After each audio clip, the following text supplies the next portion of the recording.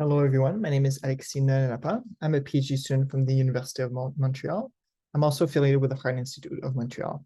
My work is called Predicting Genetic Ancestry Using 12-Lead ECG, Underlying a Potential Danger for Fairness.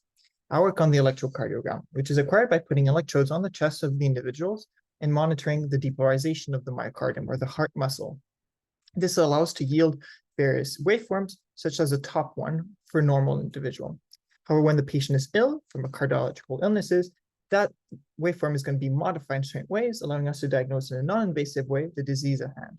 However, throughout the years, we've discovered that the ECG yields more information than just simply diagnostic, but also about the individual itself. For example, using deep neural networks, we can quite accurately predict the sex of an individual and his or her age. This is even more the case on healthy ECG waveforms. Moreover, in 2020, Noseworthy et al. Showed that in a secondary analysis, that predicting the self-declared ethnicity was also somewhat possible. Here, classifying a patient as other, Black or African American, and non-Hispanic white, with an accuracy of roughly 56%, which is not high, but still significant, demonstrating that the ECG could contain information about the genetics of that individual. Thus, we ask ourselves the question, well, can we go beyond the ethnicity and actually ask, can we predict the ancestry of the individual based on the genetic of that patient? Thus, we've established that using RF mix on the genotype to predict the ancestry using the average ancestry of the RF mix prediction as a label, and then train CNN on those 12-lead ECGs to predict that ancestry was somewhat also possible. To do this, we use 16,000 genotype individuals, all with their ECGs. There's multiple ECGs because those patients got one at diagnostic time and all subsequent follow-ups. Following the merging, we have roughly 14,000 patients with both ECG data and genotype data. That represent roughly 250,000 ECGs available for training.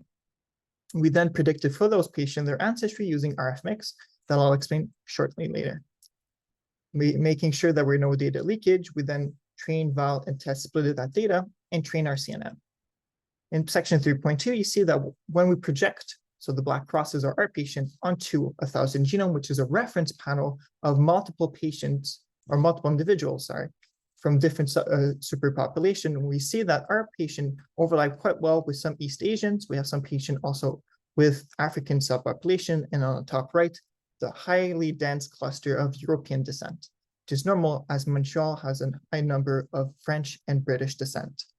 To estimate the ancestry, we use RF mix, paper from 2014 by Maples, which bins the genome, and for every small bin, uses the SNP as input data and tries to predict the ancestry. Here on 1,000 genome during training time and at test time on our data.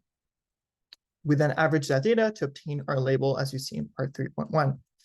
To make sure that the data was correctly learned with a highly biased data set, we've decided to use focal loss, which increases the steepness of the gradient for harder to learn example. Here, everything that's not European, so African, South Asian, East Asian, and add mixed individuals. To also leverage the type of data that ECG is, which is multi-channel 1D arrays, we've tried to use convolution or group convolution, which allows to keep the information within channels to not dilute the information by combining the information between channels like normal convolution do, which, at least in our test, seem to increase performance.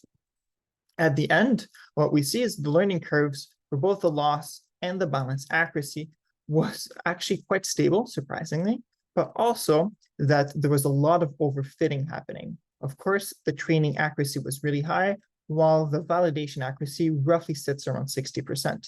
The reason why we decided to use balanced accuracy is because we have so many Europeans that simply random noise, simply always predicting European will yield a really high accuracy, which is not really representative of the task at hand. However, at the end, we have obtained a balanced accuracy of 62%, which is compared to the random shuffling of the labels. Still using focal loss, the algorithm would perform to roughly 34%, demonstrating there was almost a doubling of the accuracy using the real data in our algorithm, demonstrating that the algorithm could actually learn the ancestry of the data, regardless of disease state and other signal that are associated with the clinical setting.